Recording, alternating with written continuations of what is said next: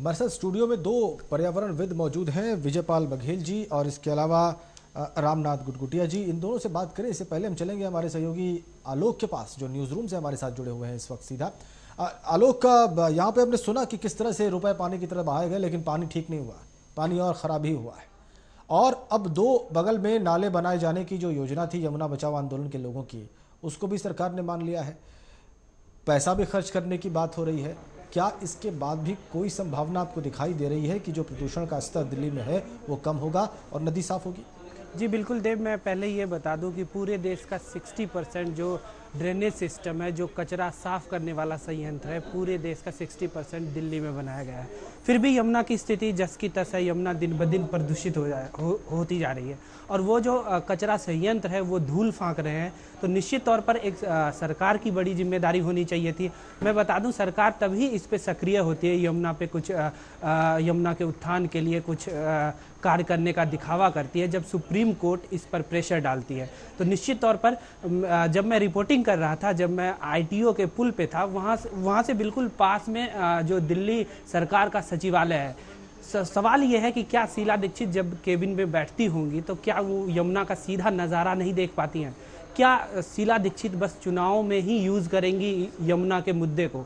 और मैं बता दूं आपको, ये जो ड्रेनेज जो साफ़ सफाई का सिस्टम है वो इतना काबिल नहीं है मुकम्मल। उस पर पैसा बहुत बहाया गया, लगभग 1000 करोड़ रुपए बहाए गए, लेकिन अब तक जो यमुना की गंदगी है उस पर कुछ खास सुधार नहीं पड़ा है। तो निश्चित तौर पर और सरकार की एक जिम्मेदारी होनी चाहिए। और साथ में लोग जो है, मैं आपको बता दूं कि कभी दिल्ली में यमुना की गहराई सबसे ज़्यादा होती थी, डेप्थ जो है वो 68 मीटर हुआ करता था। और आज जो दिल्ली वाले यूज़ करते हैं पॉलीथीन, जो कचरा है, उससे दिल्ली में यमुना का डेप्थ 9 मीटर सिमट के रह गया है। तो लोगों को भी जागरूक होना पड़ेगा और निश्चित तौर पर सरकार को तो जागरूक होना ही पड़ेगा यमुना के। अगर हम एक साफ़ सुथरे यमुना को फिर से देखना चाहते हैं, जो हमारी सभ्यता और संस्कृति में छुपी जो लिखी गई है, जो जिस यमुना को हम जानते हैं जो कृष्ण कन्हैया की यमुना है, तो निश्चित तौर पर सरकार और दिल्ली वालों दोनों को मिलके अब वक्त आ गया है जब दोनों मिलके यमुना के उत्थान के लिए कार्य करें। देव, बिल्कुल ऐसा लगता है 1400 करोड़ पानी की तरह बहाए गए, डूब गए 22 किलोमीटर की एरिया को ठीक करने में दिल्ली के। इसके अलावा 16 संयंत्र लगाए गए कचरा साफ करने के, और उनमें से 9 संयंत्र ही कार्य कर रहे हैं। ये कहना है दिल्ली के प्रमुख सचिव का सुप्रीम कोर्ट को। जब सुप्रीम कोर्ट ने उनसे जवाब मांगा तो उन्होंने कहा कि 16 में से 9 ही काम कर रहे हैं। गुटगुटिया जी, ये तो सरकारी व्यवस्था की खामी हमने बताई दर्शकों को। एक पर्यावरण सचेतक के तौर पर आप क्या अपील करेंगे लोगों से? रामनाथ गुटगुटिया जी,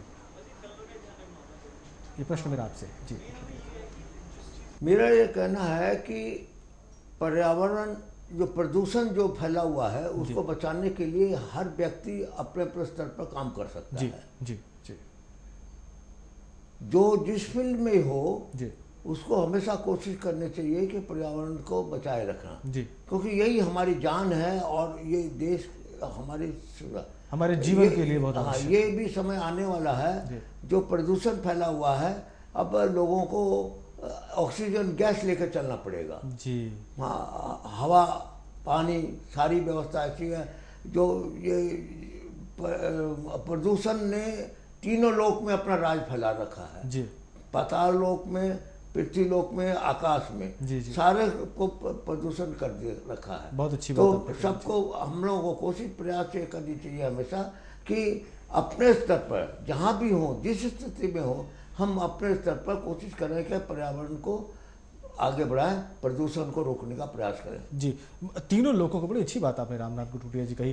तीनों लोग इस प्रदूषण नाम के दानव से जो है वो इस वक्त भयभ्रांत हैं और कहीं ना कहीं उसके आतंक से जो है परेशान हैं। लेकिन बघेल साहब, यहाँ पर सरकार की भूमिका ज़्यादा आपको लगती है या हमारी और आपकी आम लोगों की? जैसा कि अभी गुटगुटिया साहब कह रहे थे, जो जहाँ है, जिस क्षेत्र में है, पर्यावरण को बचाने के लिए काम करे। ये बात को ज़्यादा हमें महत्व देना होगा कि हम और आप जागें, आम जनमानस जागे, वो खुद जिम्मा उठाए कि उससे कम गंदगी फैले, उसके कार्यों से कम प्रदूषण हो, या फिर इसमें सरकार को ही हम दोष देते रहें, सरकार की नीतियों में खामियां निकालते रहें? ये ज़्यादा महत्वपूर्ण है। दोनों में से ज़्यादा महत्वपूर्ण क्या लग रहा है? अभी गुटगुटिया जी ने जो कहा कि तीनों लोगों पर प्रदूषण का राज है जी, तीनों लोगों से मथुरा नियारी है जी। और मथुरा भगवान श्री कृष्ण की है। और मथुरा की जो पहचान है यमुना, मोर और गाय। जी।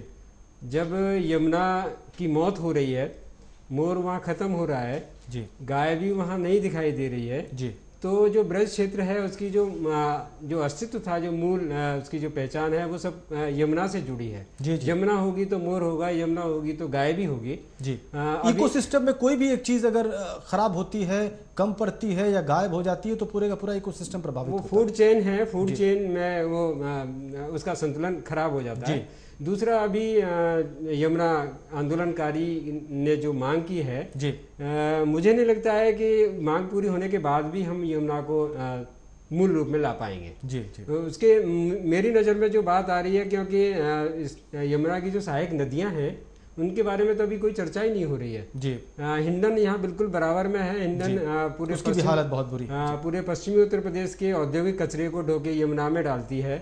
ऊपर हम जाएंगे, ऊपर टोंस नदी है, नीचे चंबल है, करवन है, सोन है, सिंध है, बेतवा है। ये सारी नदियाँ जो हैं यमुना में जो जा रही हैं, ये नदियाँ यमुना नहीं रहने दे रही, बल्कि और प्रदूषण बढ़ा रही है। और प्रदूषण बढ़ा रही हैं। हम नाला दिल्ली में नाला बना सकते हैं, मथुरा के चमड़े का हम क्या करेंगे, आगरे का चमड़े का हम क्या करेंगे, मथुरा की जो डाइंग इंडस्ट्री है उनका हम क्या करेंगे।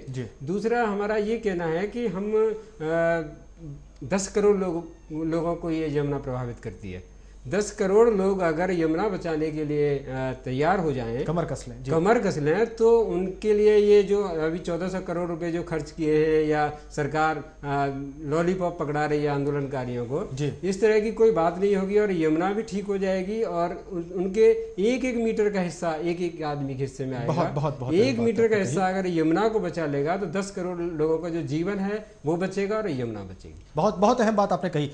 ये बात बहुत महत्वपूर्ण है कि 10 करोड़ लोग जो कि इस नदी के दायरे में आते हैं, इसके प्रवाह से प्रभावित हो रहे हैं, उनका जीवन डायरेक्ट, इनडायरेक्ट, प्रत्यक्ष या प्रत्यक्ष रूप से कहीं से भी जुड़ा हुआ है, उन सबको कमर कसने की जरूरत है। जी, कार्यक्रम जारी है इस छोटे से ब्रेक के बाद भी।